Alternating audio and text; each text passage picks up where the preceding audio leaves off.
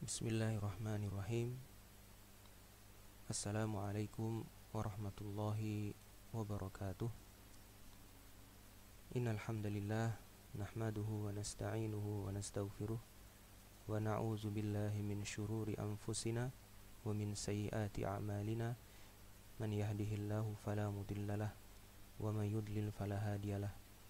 Asyhadu an la ilaha illallah wahdahu la syarikalah wa asyhadu anna Muhammadan abduhu wa rasuluh sallallahu alaihi wa ala alihi wa ashabihi wa man tabi'ahum bi ihsanin ila yaumiddin, amma ba'du.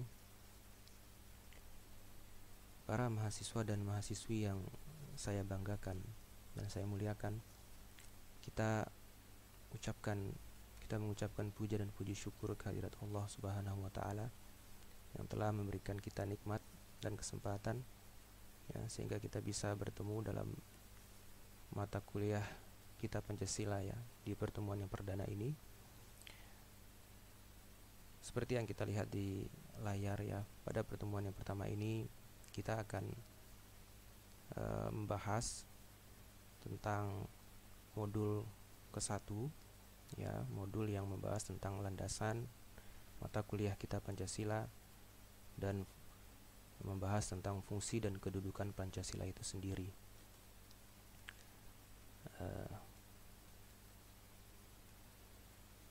Kita langsung masuk ke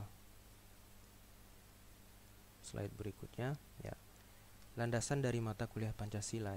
Mengapa mata kuliah ini merupakan mata kuliah wajib yang harus dipelajari atau harus diadakan oleh setiap perguruan tinggi yang ada di wilayah Negara Kesatuan Republik Indonesia, termasuk di sekolah tinggi kita yang tercinta, Sekolah Tinggi Dirasat Islamiyah Imam Syafi'i Jember. Pertama, hal ini termaktub dalam Undang-Undang Nomor 20 Tahun 2003, pasal 1 ayat 2 dan pasal 2. Di sana dikatakan pendidikan nasional adalah pendidikan yang berdasarkan Pancasila dan Undang-Undang Dasar 1945. Namun dalam undang-undang ini belum dicantumkan secara spesifik bahwa Pancasila harus menjadi mata kuliah wajib. Hanya dicantumkan bahwa setiap pendidikan harus berdasarkan Pancasila dan Undang-Undang Dasar. Dan di sini dalam Undang-Undang Nomor 20 ini tahun 2003 masih berbicara umum tentang pendidikan nasional. Kemudian pada tahun-tahun berikutnya terbit keputusan Dirjen Dikti tahun 2006 yang semakin mengerucutkan bahwa materi-materi Pancasila diharapkan bisa dimasukkan ke dalam mata kuliah yang sudah terlebih dahulu ada, yaitu mata kuliah pendidikan kewarganegaraan. Kemudian pada tahun 2011 surat edaran Dirjen Dikti mulai mengkhususkan adanya mata kuliah pendidikan Pancasila jika ingin berdiri sendiri, yaitu adanya 2 SKS. Kemudian terakhir dalam Undang-Undang Nomor 12 Tahun 2012 pasal 2 lebih khusus dibicarakan tentang sistem pendidikan tinggi. Jika sebelumnya mencakup seluruh tingkat pendidikan, maka pada tahun 2012 Undang-Undang Nomor 12 ini dikenal dengan Undang-Undang Sistem Pendidikan Undang-Undang Pendidikan Tinggi. Di situ tercantum dengan jelas bahwa sistem pendidikan tinggi di Indonesia harus berdasarkan Pancasila. Pada pasal 35 ayat 5 disebutkan secara khusus mata kuliah yang wajib ditempuh oleh mereka yang menempuh pendidikan sarjana, yaitu mata kuliah agama, mata kuliah kewarganegaraan, mata kuliah bahasa Indonesia, dan mata kuliah kita kali ini mata kuliah Pancasila. Baik. Kemudian para mahasiswa dan mahasiswi sekalian, landasan mata kuliah ini bisa kita lihat dari berbagai sudut, dari berbagai aspek. Kita akan mengerucutkan ke dalam 3 aspek. Kita bisa mendekati atau memahami mata kuliah ini melalui beberapa pendekatan, yaitu pendekatan historis, pendekatan yuridis, dan pendekatan sosiologis. Pendekatan historis maksudnya kita melihat bahwa Pancasila ini ya berisi nilai-nilai yang digali dari mayoritas bangsa Indonesia, ya, yang dikenal dengan istilah causa materialis. Maksudnya nilai-nilai yang ada di dalam Pancasila, ya, nilai-nilai yang ada di dalam setiap sila yang ada dalam Pancasila itu merupakan hasil atau terdapat, ya, sebelumnya sudah terdapat dalam nilai-nilai yang sudah hidup dan sudah ada dalam masyarakat bangsa Indonesia, ya. Nah, ini akan kita lihat lebih jauh dalam modul-modul selanjutnya, ya, apa yang dimaksud dengan pendekatan historis ini, apa yang dimaksud dengan bahwa Pancasila, nilai-nilai yang ada di dalam sila-sila Pancasila, ya, sebenarnya berasal dari nilai-nilai yang sudah ada di dalam kehidupan mayoritas bangsa Indonesia. Kemudian kedua, ya, pendekatan yuridis, maksudnya adalah bahwa kita melihat Pancasila sebagai dasar negara yang merupakan landasan dan sumber dalam negara hukum. Ya, kita ketahui bahwa Indonesia adalah negara hukum dan semua produk-produk hukum yang ada di Indonesia harus berdasarkan Pancasila. Ya. Yang ketiga, pendekatan sosiologis, bahwa nilai-nilai yang terkandung dalam Pancasila adalah hasil karya besar dan diangkat dari nilai-nilai kultural bangsa Indonesia sendiri melalui proses refleksi pemikiran para pendiri bangsa. Nah, itulah ketiga pendekatan yang bisa coba kita pahami lebih dulu sebelum nanti kita lebih jauh, ya, membahas tentang sub-sub bahasan di dalam mata kuliah ini. Pendekatan historis, pendekatan yuridis, dan pendekatan sosiologis. Adapun tujuan dari mata kuliah Pancasila ini sudah termaktub di dalam surat keputusan Direktur Jenderal Pendidikan Tinggi, ya, tahun 2002, yang mengatakan bahwa kompetensi yang harus dicapai mata kuliah pendidikan Pancasila adalah mahasiswa mampu menguasai kemampuan berpikir, ya, bersikap rasional dan dinamis, serta berpandangan luas sebagai manusia intelektual dengan cara mengantarkan mahasiswa memiliki kemampuan untuk mengambil sikap bertanggung jawab sesuai hati nuraninya.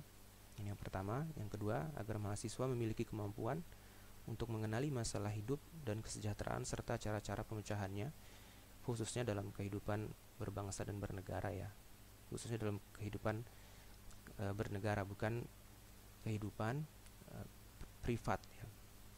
Yang ketiga, agar mahasiswa mampu mengenali perubahan-perubahan dan perkembangan ilmu pengetahuan, teknologi, dan seni.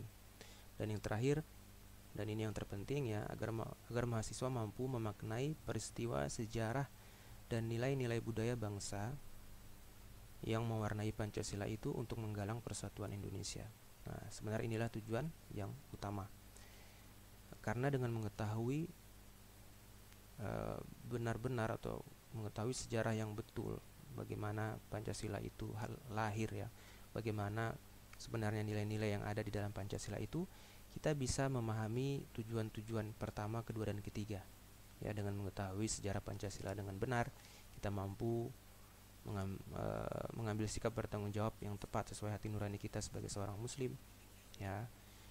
Dengan mengenal sejarah yang betul mengenai Pancasila, kita mampu mengenali masalah hidup dan kesejahteraan serta cara-cara pemecahannya, terutama dalam kehidupan kita sebagai warga negara Indonesia, ya, kehidupan kita berbangsa dan bernegara. Dan dengan mengenal sejarah yang benar mengenai Pancasila ini, kita mampu mengenali perubahan-perubahan dan perkembangan ilmu pengetahuan, teknologi, dan seni yang ada di negara kita, ya. Kita akan mampu mengetahui fenomena yang ada sekarang kalau kita betul-betul mengenali sejarah yang terjadi sebelumnya, ya. Jika kita tidak memahami sejarah, ya, maka kita tidak memahami apa yang akan terjadi saat ini. Kita tidak memahami sesungguhnya apa yang terjadi saat ini, ya. Sehingga jika kita tidak mengetahui apa yang terjadi saat ini, kita tidak akan bisa merancang masa depan. Itu tujuan dari mata kuliah Pancasila. Berikutnya kita masuk ke pembahasan inti, ya, fungsi dan kedudukan Pancasila. Pertama, kita bisa membagi para mahasiswa dan mahasiswa sekalian fungsi dan kedudukan Pancasila ini menjadi dua ya. Yang pertama adalah fungsi pokok dan kemudian fungsi lain nanti ya, fungsi lain. Pertama fungsi pokok ya. Fungsi pokok Pancasila adalah Pancasila sebagai dasar falsafah negara. Apa maksudnya? Hal ini berarti dua hal ya. Bahwa seluruh aspek dalam penyelenggaraan negara didasarkan dan diliputi oleh nilai-nilai Pancasila. Ini artinya setiap warga negara ya, baik sebagai masyarakat maupun sebagai aparatur negara, ketika mereka menjalankan segala aktivitas kehidupan mereka, khususnya ketatanegaraan ya, di dalam lingkungan wilayah Negara Kesatuan Republik Indonesia, mereka wajib menjadikan Pancasila sebagai dasar dalam penyelenggaraan negara ya. Ini yang dimaksud dengan fungsi Pancasila sebagai dasar negara. Ini makna pertama ya. Kemudian makna kedua, karena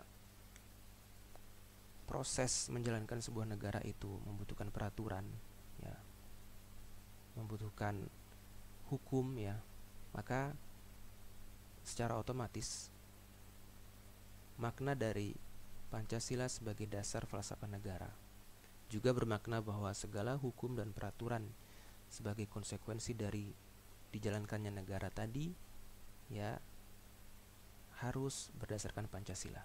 Singkatnya, Pancasila menjadi sumber dari segala sumber hukum yang ada di negara Indonesia ini. Nah, itulah makna fungsi pokok dari Pancasila ya. Fungsi yang kedua ya, yaitu fungsi yang lain, hakikatnya adalah fungsi-fungsi yang muncul dari Pancasila karena kedudukannya yang pertama tadi sebagai dasar falsafah negara ya. Karena Pancasila itu berinteraksi dan diwujudkan dalam berbagai bidang ya, tidak hanya sebagai dasar negara dan sumber dari segala sumber hukum tadi, maka muncullah fungsi dan kedudukan lain ya. Yang pertama adalah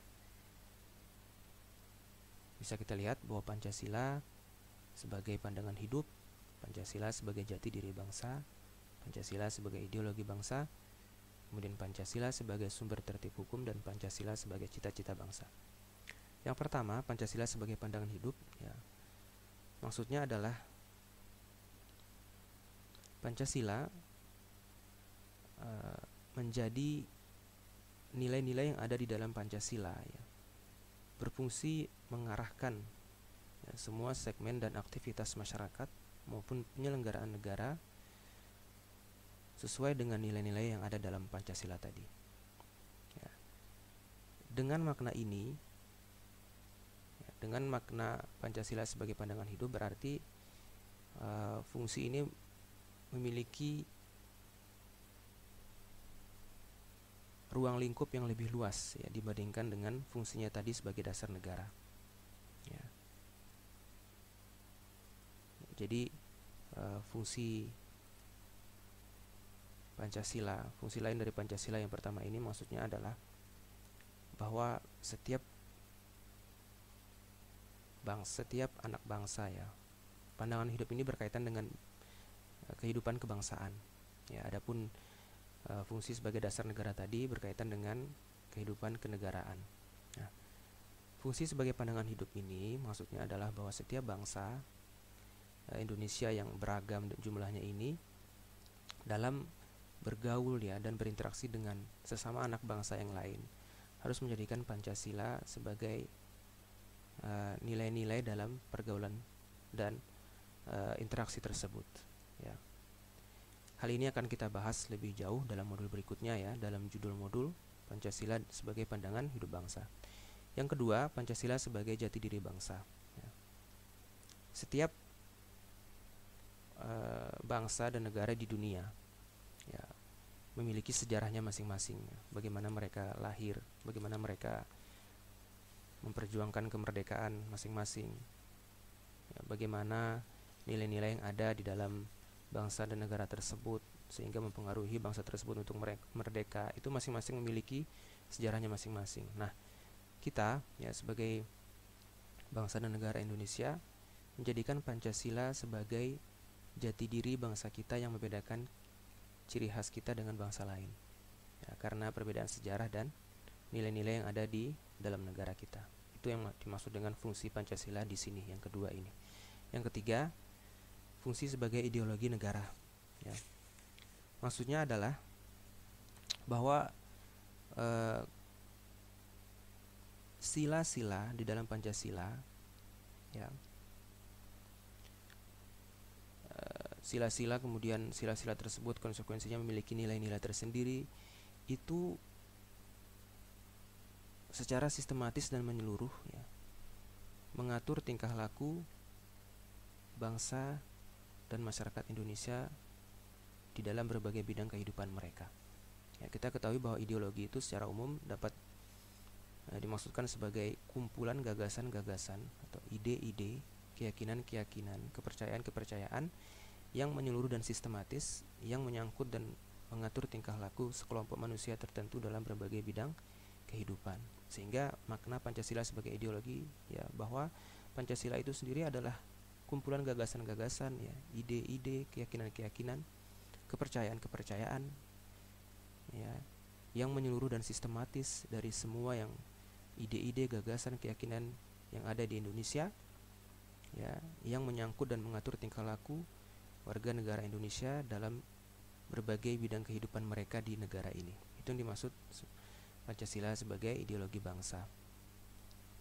Sehingga dalam fungsi ketiga ini, karena Pancasila sebagai ideologi mengatur berbagai bidang kehidupan, maka Pancasila menjadi ideologi dalam bidang politik, ya, bidang sosial, bidang kebudayaan, dan bidang-bidang yang lain di dalam kehidupan berbangsa dan bernegara.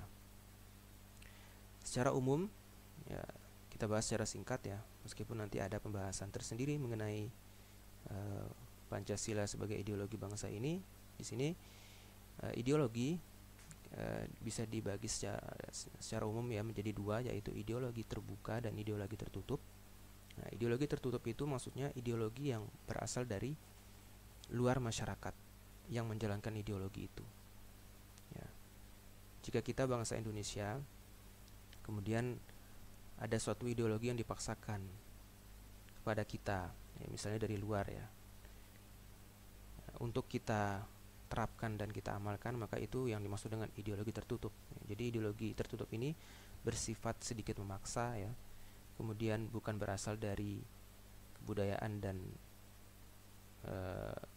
pola pikir, mindset dari bangsa itu sendiri, tapi dari luar. Adapun sebaliknya yang kedua, ideologi terbuka, ya. Ideologi terbuka maksudnya ideologi dari sebuah bangsa yang berasal dari kumpulan-kumpulan keyakinan-keyakinan yang diamalkan oleh bangsa itu sendiri, ya. Jadi ideologi ini bersifat terbuka, menerima atau menjalankan ideologi-ideologi, keyakinan-keyakinan dari dalam masyarakat yang mengamalkannya. Nah, Pancasila ini termasuk ideologi terbuka, karena nilai-nilai yang ada di dalam Pancasila berasal dari nilai-nilai budaya, kultur, keyakinan bangsa Indonesia sendiri, ya. Itu fungsi ketiga. Fungsi keempat, ya, Pancasila sebagai sumber tertib hukum, ya. Maksudnya adalah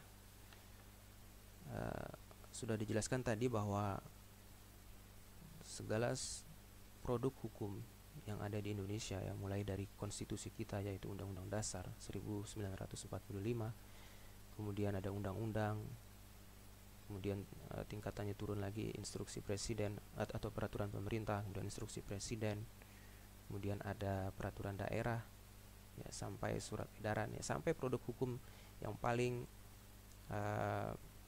bawah, ya, yang paling rendah, itu harus nilai-nilainya tidak boleh bertentangan dengan nilai-nilai yang ada di dalam Pancasila.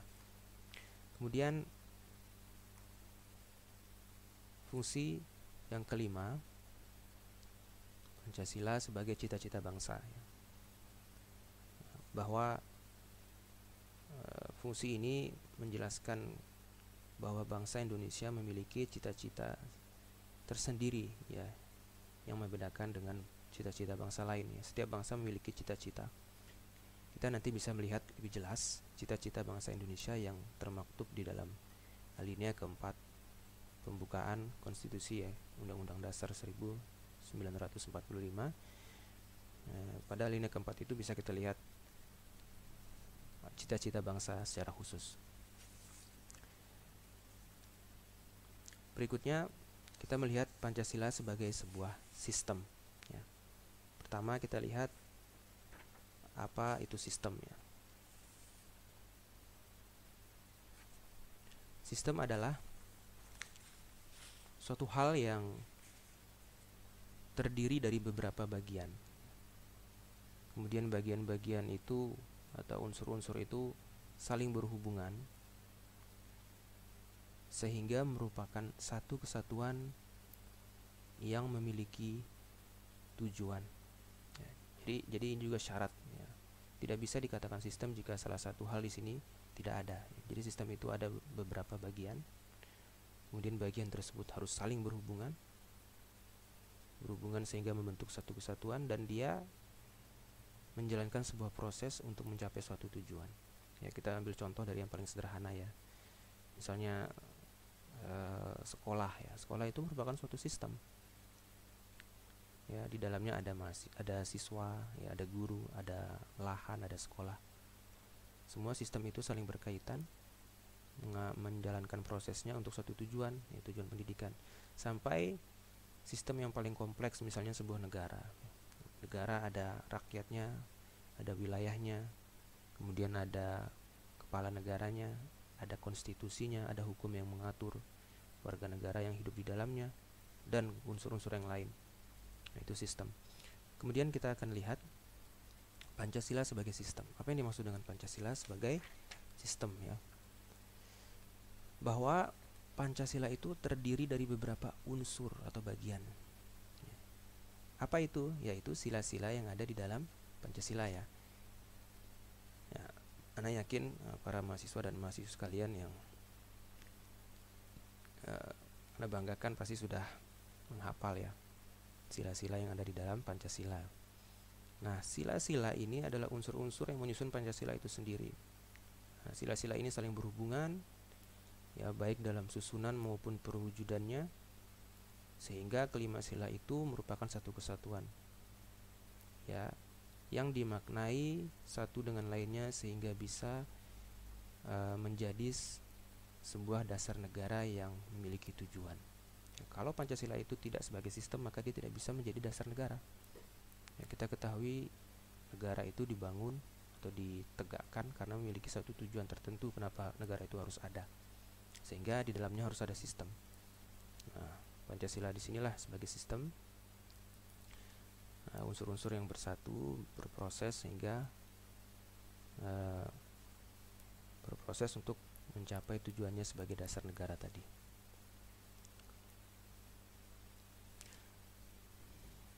Apa yang dimaksud dengan Pancasila sebagai sistem? Kita lihat lebih detail, ya. Pancasila sebagai sistem ini bisa bermakna 4, ya. Yang pertama, bahwa dia majemuk tunggal. Yang kedua, bahwa Pancasila itu satu kesatuan organis. Yang ketiga, bahwa Pancasila itu saling mengkualifikasi. Yang keempat, bahwa Pancasila itu memiliki satu pola tertentu yang dikenal dengan pola hierarkis piramidal. Yang pertama, apa yang dimaksud dengan Pancasila itu majemuk tunggal? Ya, bahwa Pancasila itu terdiri dari beberapa sila, yang jika kita lihat sila-sila itu membawa nilai-nilainya tersendiri, membawa sejarah, dasar, konsekuensi, implementasi, ya, pengamalannya yang berbeda-beda, ya, satu sila dengan yang lain. Tapi meskipun demikian, sila-sila tersebut adalah satu kesatuan. sehingga dinamakan majemuk tunggal. Ya, meskipun mereka majemuk, tapi mereka satu kesatuan. Yang kedua, bahwa Pancasila itu sebagai sistem bermakna satu kesatuan organis. Maknanya adalah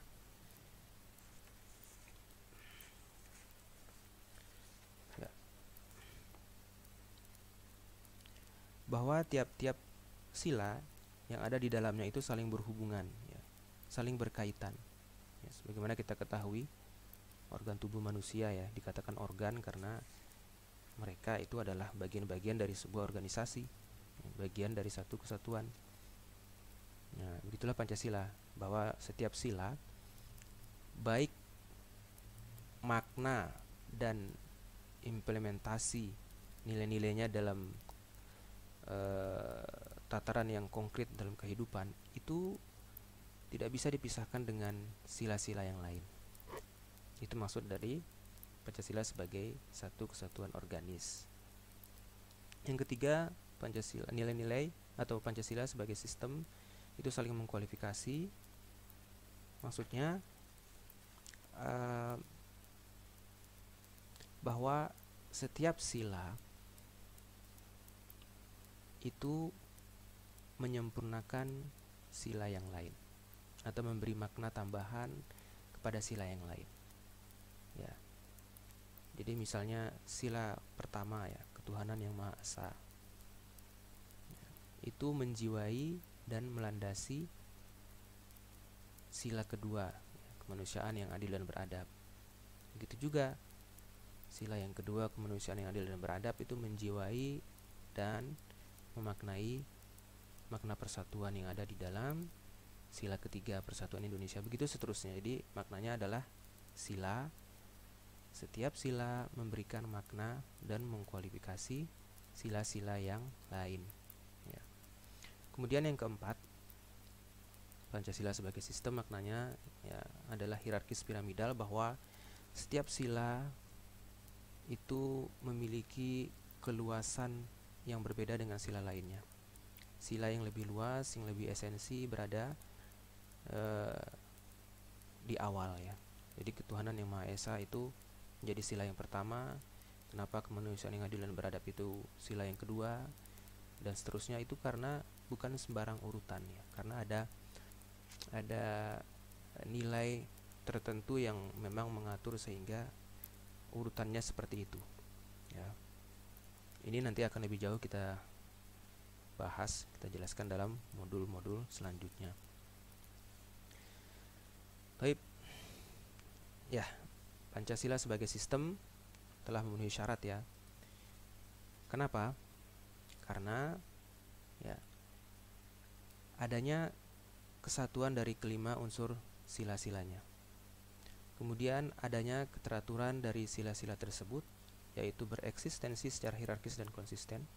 Ya, artinya sila yang satu ada karena sila yang lain. Kemudian adanya keterkaitan antar sila yang satu dengan yang lain, ada intercorrelation. Berikutnya adanya kerjasama antara sila yang satu dengan sila yang lain. Hal ini merupakan hal yang mutlak ya, karena sebagai dasar negara, Pancasila tentu dijadikan dasar agar negara itu bisa mencapai tujuan. Nah, dalam mencapai tujuan itu harus adanya kerjasama dari semua organ yang ada di dalamnya, sehingga semua sila yang ada di dalam Pancasila harus bekerjasama. Ya.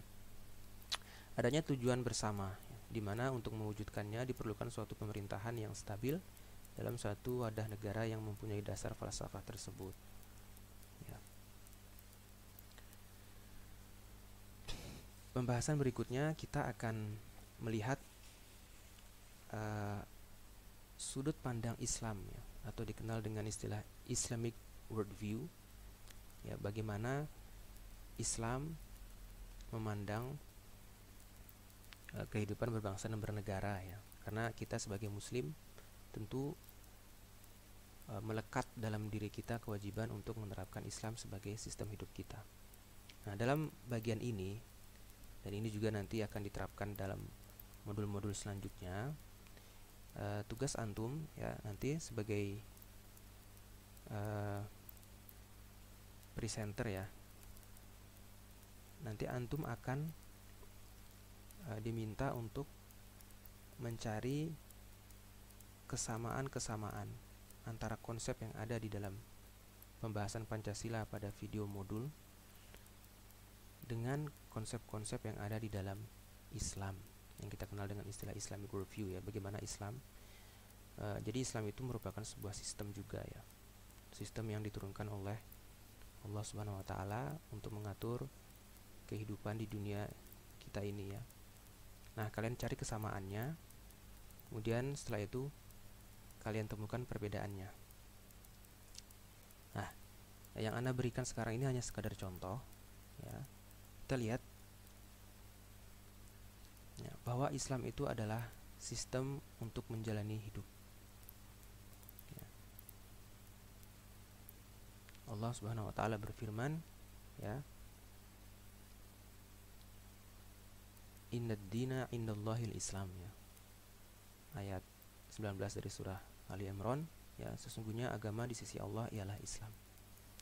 Nah, ad-din ini ya merupakan jalan hidup ya, way of life dari setiap orang yang mengaku sebagai beragama Islam. Sehingga Allah di sini berfirman bahwa agama atau sistem hidup ya, ad-din, satu-satunya yang diridhoi oleh Allah di sisi Allah di sini maksudnya yang diridhoi oleh Allah ialah Islam. Ya. Ini adalah dalil bahwa Islam merupakan sistem ya. Karena di dalam Islam terdapat berbagai macam hukum, aturan yang saling berkaitan ya, satu kesatuan dan kemudian memiliki tujuan tertentu kenapa Islam itu harus diterapkan oleh manusia ya. Kemudian Islam adalah sistem juga bisa dilihat dari ayat berikutnya ya. Allah Subhanahu Wa Taala berfirman, auzubillahi minasyaitonirrajim, wa may yabtaghi ghairal islami dinan falay yuqbala min wa huwa fil akhirati minal khasirin ya, dan siapapun mencari agama selain agama Islam dia tidak akan diterima dan di akhirat dia termasuk orang-orang yang rugi. Bisa kita lihat di sini ya pencantuman dan di akhirat dia termasuk orang-orang yang rugi. Nah, berarti sebelumnya ada konsekuensi hidup sebelumnya yaitu hidup di dunia. Dan hidup di dunia ini kita wajib memilih Islam ya sebagai din kita, sebagai sistem hidup kita. Ya. Ini adalah dalil bahwa Islam adalah sistem hidup di dunia. Karena disebutkan sebelum kehidupan di akhirat ya, bahwa konsekuensi kehidupan di akhirat yang menderita ya adalah karena ketika di dunia dia tidak memilih atau dia memilih agama atau sistem selain Islam ya. Tentu muncul pertanyaan, bagaimana dengan Pancasila? Hal ini nanti akan dijelaskan lebih lanjut ya, bagaimana sebenarnya Pancasila itu lahir dari rahim ajaran Islam dan dia tidak berkonsekuensi ajaran lain ya dalam negara ini ditolak ya. Misalnya karena Pancasila ya lahir dari rahim Islam sehingga tidak mengakomodir warga negara dari agama lain, itu tidak seperti itu. Nanti kita akan insyaallah tiba waktunya menjelaskan tentang hal ini ya, bahwa Pancasila itu sebenarnya adalah sebuah konsensus bersama ya yang dijadikan dasar negara untuk dijalankan oleh berbagai macam bangsa yang beragam di Indonesia ini. Dalil berikutnya ya, Allah Subhanahu Wa Taala berfirman dalam surah Thaha ayat 123 sampai 124 ya, fa imma ya'tiyannakum minni hudan famanittaba'a hudaya fala yadhillu wala yashqa ya. Wa man a'rada an dzikri fa inna lahu ma'isyatan dhanka wa nahsyuruhu yaumal qiyamati a'ma ya. Artinya, maka jika datang kepadamu petunjuk daripadaku, lalu siapapun yang mengikuti petunjukku ia tidak akan sesat dan tidak akan celaka. Dan siapapun berpaling dari peringatanku, maka sesungguhnya baginya penghidupan yang sempit, dan kami akan menghimpunkannya pada hari kiamat dalam keadaan buta. Di sini kita lihat bahwa disebutkan dua macam kehidupan ya, di dalam ayat ini. Ya. Dan siapapun berpaling dari peringatanku, maka sesungguhnya baginya penghidupan yang sempit. Pertama. Yang kedua, kami akan menghimpunkannya pada hari kiamat, hari akhirat. Jadi, yang dimaksud dengan penghidupan yang sempit di sini adalah kehidupan di dunia. Ya, karena pada potongan ayat selanjutnya, ya, mereka akan dihimpunkan pada hari kiamat yang merupakan awal mula dari kehidupan akhirat. Nah, di sini menjadi dalil bahwa siapa yang tidak memilih petunjuk dari Allah, yaitu Islam itu sendiri, maka dia akan mendapatkan penghidupan yang sempit, yaitu penghidupan di dunia. Ini menjadi dalil bahwa Islam itu adalah sistem untuk menjalani kehidupan di dunia. Itulah beberapa poin dari konsep Islam yang kita bisa dapatkan ya di dalam Islamic worldview, ya, sudut pandang agama Islam. Jadi kesamaannya dengan Pancasila, kita cari dulu kesamaannya ya, bahwa Pancasila dan Islam itu adalah sama-sama sistem, ya, sama-sama sebuah sistem. Nah, ini dalilnya. Kemudian yang kedua, konsep Islam yang kedua, Islamic worldview yang kedua adalah bahwa Islam sebagai sistem adalah sebuah sistem yang sempurna, yang tidak ada pertentangan di dalam syariatnya ya. Tadi dikatakan bahwa Pancasila itu adalah satu kesatuan ya. Kemudian satu organ dengan organ lainnya itu berhubungan, memberi makna ya, satu sila menjiwai sila yang lain dan lain sebagainya. Maka Islam juga demikian ya. Islam adalah bahkan sistem yang sempurna karena sistem yang diciptakan dan turun dari Rabbul Alamin, Allah Subhanahu wa taala. Ya. Dan tidak ada pertentangan di dalam syariatnya. Allah Subhanahu wa taala berfirman, A'udzubillahi minasyaitonirrajim. Al-yawma akmaltu lakum dinakum wa atmamtu 'alaikum ni'mati wa raditu lakumul Islam madina. Ya.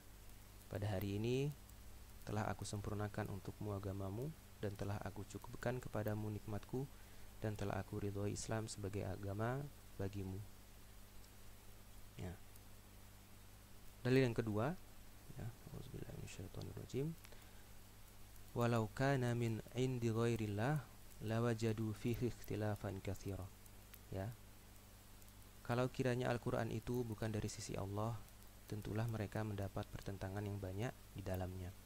Ya. Afala yatadabbaruna al-Qur'an walau kana min 'indi ghairillah lawajadu fihi ikhtilafan katsira. Ya, ayat 82 dari surat An-Nisa ini menunjukkan bahwa di dalam Al-Quran itu tidak ada pertentangan sama sekali karena Al-Quran turun dari sisi Allah Subhanahu wa taala. Demikian persamaan ya antara nilai-nilai yang ada dalam Pancasila dan konsep Islam. Berikutnya nanti antum akan diminta untuk mendiskusikan konsep yang ada di dalam Pancasila dan yang ada di dalam Islam. Konsep yang didiskusikan bukan bukan sila-sila yang ada di dalam Pancasila, tapi pembahasan dari sila-sila tersebut yang ada di dalam modul ya. Jadi antum baca, nanti modul akan dibagikan. Nah, setiap modul itu kalian pahami ya, antum pahami konsep-konsep Pancasila yang ada di dalamnya, lalu kemudian kalian cari persamaannya dengan konsep yang ada di dalam ajaran Islam. Nah, seperti tadi bahwa Pancasila sebagai dasar negara ya, fungsinya sebagai dasar negara itu bahwa dia adalah sistem ya. Nah, maka kalian cari dalam konsep Islam bagaimana tentang sistem itu. Ternyata dalam konsep Islam itu adalah sistem hidup yang paling sempurna. Kemudian dikatakan tadi dalam nilai-nilai atau sila-sila yang ada dalam Pancasila adalah suatu kesatuan yang organis, tidak saling bertentangan ya. Nah, itu juga ada di dalam Islam, bahwa Islam itu merupakan sistem yang unsur-unsur di dalamnya tidak ada yang bertentangan, dan unsur-unsur yang di dalamnya itu membentuk satu kesempurnaan sistem. Kemudian setelah mencari persamaannya, kalian lihat perbedaannya ya. Nah, sudah disebutkan tadi bahwa Islam merupakan suatu sistem yang sempurna ya untuk kehidupan manusia di dunia dan di akhirat. Nah, itulah perbedaannya, bahwa sistem Islam ini, sistem ajaran Islam tidak hanya untuk kebaikan manusia di dunia, tapi untuk kebaikan manusia di akhirat. Nah, itulah perbedaan antara sistem ajaran Islam dengan sistem ajaran yang lain di dunia ini. Ya. Semua sistem ajaran selain Islam itu jika tidak sekular, ya, jika tidak memisahkan agama dengan dunia, maka dia akan mengajarkan konsep yang salah dari kehidupan akhirat. Nah, adapun Islam mengajarkan konsep yang benar untuk kedua, mengajarkan cara yang benar untuk mencapai kebahagiaan dua dunia tadi ya, di akhir dunia dan di akhirat. Adapun ajaran selain Islam, ya, betapapun baik dan bagusnya ya ajaran tersebut, maka akan berakhir pada konsep yang dikenal dengan istilah humanisme, ya, kemanusiaan. Ini banyak kita temukan sekarang ya. Bahkan nauzubillah, mereka mengakui tidak mengapa tidak beragama ya, asalkan menjadi humanis. Nah, begitu kata mereka. Sesungguhnya konsep humanisme ini ya, tujuan terjauh yang mereka bisa capai adalah kehidupan dunia, tidak lebih dari itu ya. Inilah yang dinamakan dengan sistem kehidupan sekuler ya. Mereka tidak mempertimbangkan adanya hidup setelah hidup di dunia ya, setelah kematian, sehingga ujung dari bagusnya dan